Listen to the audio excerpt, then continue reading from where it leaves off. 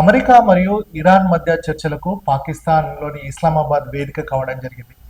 America ఉపాధ్యక్షుడు JD Vance నేతృత్వంలో బృందం ఇరాన్తో చర్చల కోసం ఇప్పటికే ఇస్లామాబాద్కు బయలుదేరడం జరిగింది. ఇరాన్ ప్రతినిధులు కూడా ఏప్రిల్ 9వ తేదీ వరకే పాకిస్తాన్కు చేరుకోవడం జరిగింది. నెతన్యాహు అమెరికా అధ్యక్షుడు ట్రంప్ను తన నియంత్రణలోకి తీసుకున్నారనే చర్చ సర్వత్రా జరుగుతుంది. గతంలో నెతన్యాహు అమెరికాను మ్యానిపులేట్ చేయడం సులభమని చెప్పడం జరిగింది. అమెరికా ఇరాన్ మధ్య యుద్ధ విరమణ చర్చలు జరుగుతున్నప్పటికీ నెతన్యాహు లెబనాన్పై భీకర దాడులు చేయడం జరిగింది. ఈ దాడుల్లో 250 మందికి పైగా మరణించగా 1100 మంది పైగా గాయపడడం జరిగింది.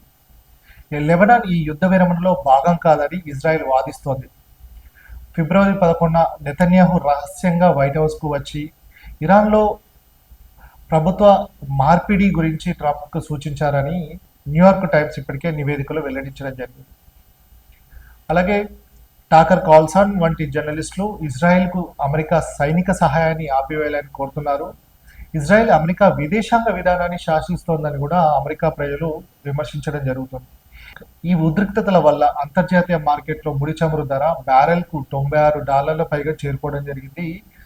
ఇరాన్ మరోసారి చర్చలకు మొగ్గు చూపిందని, నెతన్యాహు ఈ శాంతి ప్రయత్నాలను అడ్డుకుంటారా లేదా అనేది ఇస్లామాబాద్ చర్చల తర్వాతనే తెలిసే అవకాశం ఉంది.